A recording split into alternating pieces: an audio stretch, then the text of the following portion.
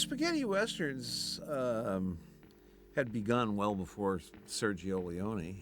Germans and so forth wrote westerns, even though none of them had ever been to the American West. There was a kind of a European tradition. And the Italians came along, and so they started making these pictures, often using slightly broken down American stars, or stars like Clint, who were on the rise. It was a very unpretentious, I guess is the polite way of putting it, genre. I mean, it was mainly made for Europe. And I think Leone's were really the first to make any kind of impact in the United States. They were looked on askance because they so violated the long American tradition of how Western stories were told. It was one of the things that Clint once said to me about it. It's what he liked about them. They were breaking all the rules. Leone is the only director of spaghetti westerns that made it in America. By the way, there were dozens. I produced a spaghetti western myself. There were dozens of them, but almost all of them never played in America. Only Leone pictures, because he was artful. He was very, very clever in the making of his movies. He made them feel like real, important pictures by the way he shot it and the kind of characters he used. The westerns done by other directors at that time were cheap films. I was the one who started the Italian westerns, and my films were cheap too. The ones before Sergio Leone. So there was no outstanding western director better than Sergio Leone at that time, and even later, because the western genre was considered as something cheap, not worth doing it, while Sergio Leone loved them, and I loved the western.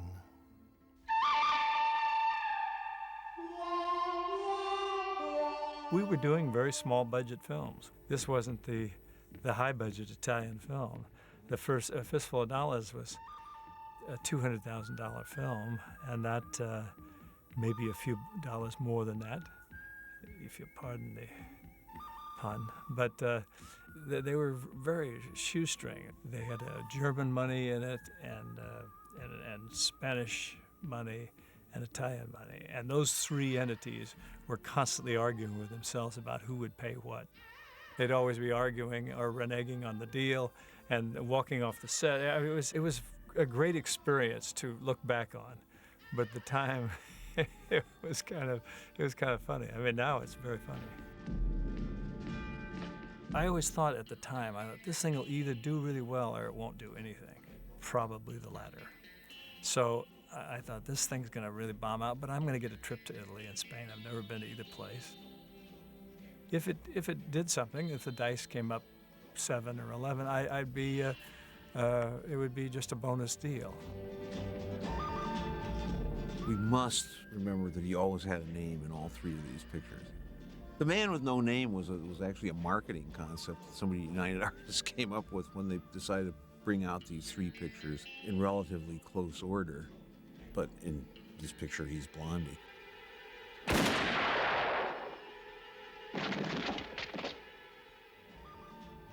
Clint brought a lot of costume with him.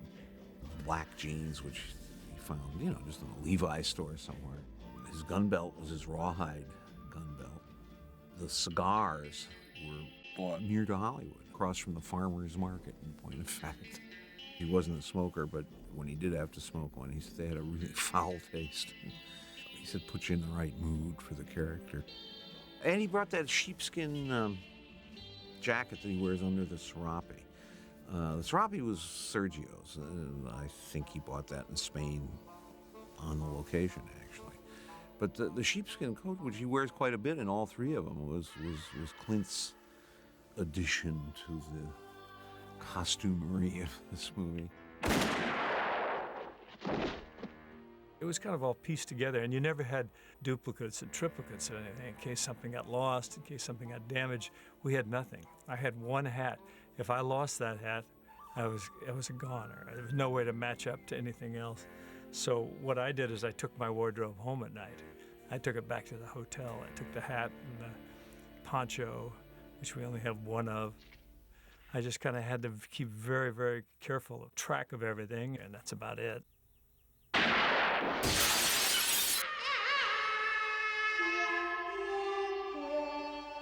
I was in California making another movie, and the agent said there's a Italian director who wants to make a Western, and he wants you to be in it. I said, well, how do Italians make Westerns? Oh, he said, yeah, spaghetti Western. I said, spaghetti Westerns sound like Hawaiian pizza. I never heard of it. Oh, he says, he'll make a good Western. He's made 2 others, A Fistful of Dollars and A Few Dollars More. So I met Leone, who was a big bear of a man. And he said, I want you to come to Italy to make the movie. He said, see a piece of my movie. And I saw the credits of one of his movies where his name appears and then a gun appears and shoots his name down. I thought, that's very interesting. It shows he has an ego, but he's willing to be shot down. So I said, yes, where do you want me?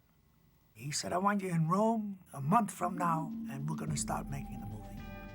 I arrived in Italy, and next thing I know, I'm on a horse being turned in by Clint Eastwood to get a reward for my capture because of a vicious bandit.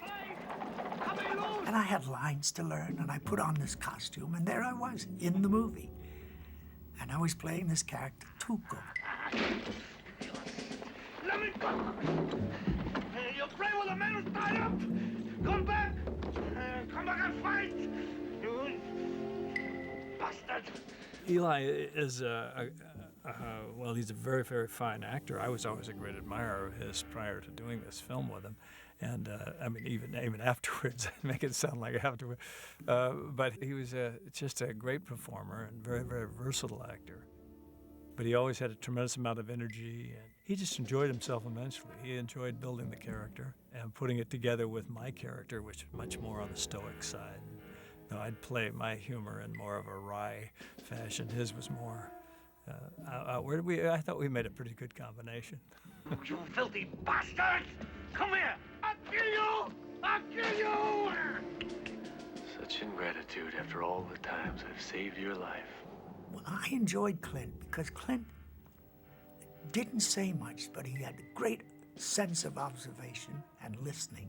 And that's a great strength in movies. He doesn't seem to do much, but when you look up on the screen, there it is. And it's wonderful. We fly to Madrid, and we're going to shoot in the southern part of Spain in a place called Almeria. Lawrence of Arabia, they shot there. And there in southern Spain, you had the water, then you had desert, then you had mountains. So it could be very Western. We were the only people in town that spoke English. No concierge, no serenas, as they call them there, and we spoke English. You're just a small hotel. Everything was Italian, or Spanish, rather. And people who spoke a little Spanish got by, and if you didn't, if you ordered a milkshake, you got a potato salad. So you had to learn really quick. Sergio didn't speak any English, and I didn't speak any Italian when I first went over there. He knew goodbye, and I knew arrivederci, and that's about it. Clint, I don't know how he communicated, but I communicated with broken French. With Leone, he spoke pretty good French, and that's why we communicated. But after a month of shooting this movie, 6 days a week, 12 to 14 hours a day, we learned to communicate. You remember the gun shop where I put the gun together? I said, Sergio, I don't know anything about guns. He said, just have fun. And what I admired about him is he let me go through the whole thing of taking a gun apart, putting it together. And I put things in like this, you know, and I shook the thing. I did all kinds of crazy things that I had no idea were authentic. Cut, he says, good, I like that, finish. A good movie director comes to a set early in the morning and walks the scenes through that he's going to do that day. himself alone so he can think and concentrate on it. Then once he's got it, he relaxes somewhat. You know, the day is from 9 to 5, and that's it. It's not like the old days. He was so concentrated on what he wanted. I mean, there wasn't a moment of film that he printed that wasn't exactly what he wanted. His pictures are wonderful.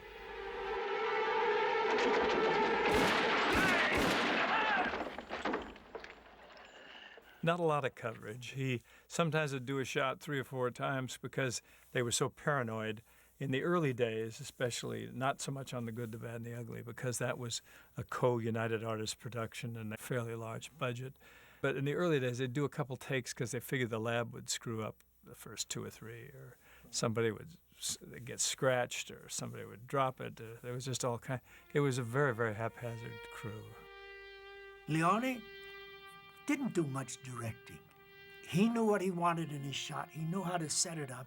He had a wonderful cameraman named Tonino della Colli, a little man who was brilliant with a camera.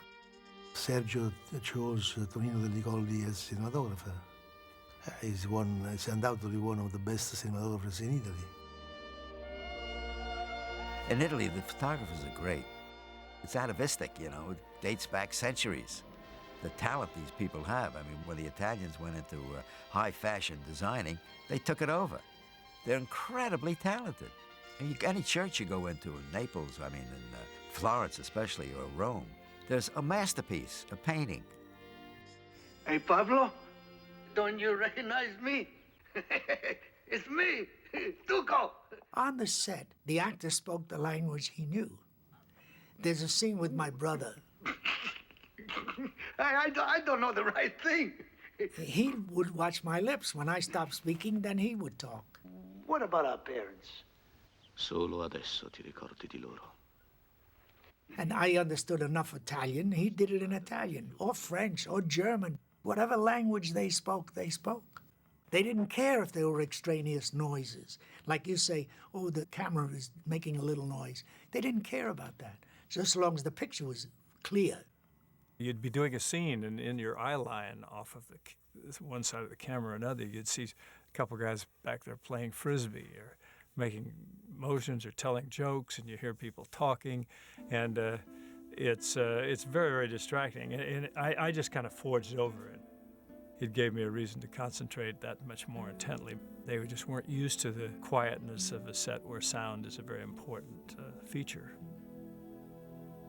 I'd make up a lot of stuff anyway, and so would Eli. We'd just do the scenes and whatever the intent was, and then, but you did have to keep track of it because you're going to loop it later. There's an actor who lived in Rome named Mickey Knox, who lived in Rome. And Mickey, they gave him the job of the dubbing. I would sit at a small moviola and go over the film or each speech back and forth, and had to fit in what I adapted in English into the lips. With Eli and Clint, it was easier than the others because they only spoke English. And many times it was good enough. I spent a whole morning on one line, just 2 words. In Italian, there's a big close-up of a guard saying to prisoners of war from the South, and they're playing while they're torturing Eli. The music is supposed to drown out the screams. At one point, they start to cry, the musicians.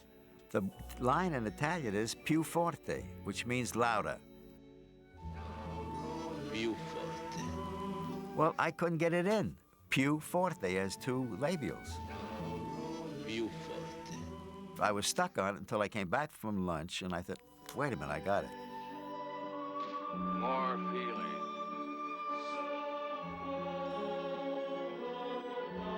Knox's work was very important and very effective for this reason. I don't give a goddamn what they do in Andersonville. While I'm in charge. The sync must have been perfect. Otherwise, the American audience would look, there was no sync. And immediately the picture would be qualified as a poor picture. You see, in this world, there's 2 kinds of people, my friend. Those with loaded guns, and those who dig. You dig. The major problem that I've always had in translating and adapting scripts from Italian to English is the humor. It's different. American humor is not like Italian humor in many, many cases. I had to find the American humor and fit it into the dialogue. See you soon. Idiots. It's for you. I didn't think I was funny in places. People quote to me one line I said all the time.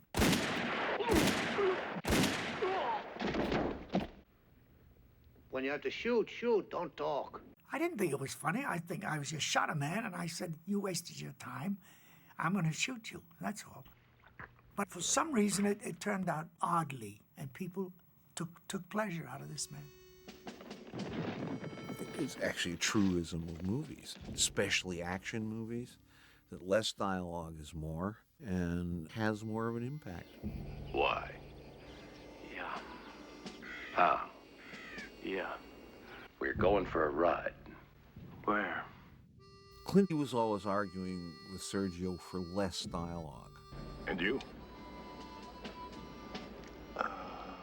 He thought that this guy should be really silent, not have any exposition whatsoever, keep his comments to almost fragmentary sentences. That's right. $2,000. Yeah. What little dialogue Clint has tends to be very memorable.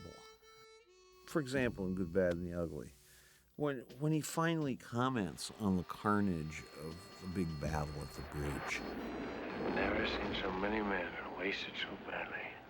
that really zings out at you because he has up to now made no comment about the stupidity of the whole conflict. He hasn't said a word, but when he finally does speak that line, it's very potent. A couple steps back. I think in Good, Bad, and Ugly, Clint's character is sort of mysteriously darker than he is in the others. For example, when he decides to break up his partnership with Eli, there's no particular motive for that. He just up and does it. Adios. You know, maybe there's some backstory we're not privy to, but, you know, that's a good scam they've got going. It could go on for a long time with it. And, it just doesn't make much sense. On the other hand, he's also in the later passages of the movie more humane than he's been in his previous movies, I think.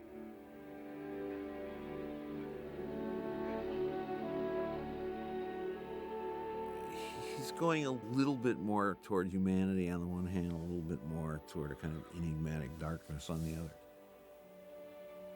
There's a little bit more range in this character.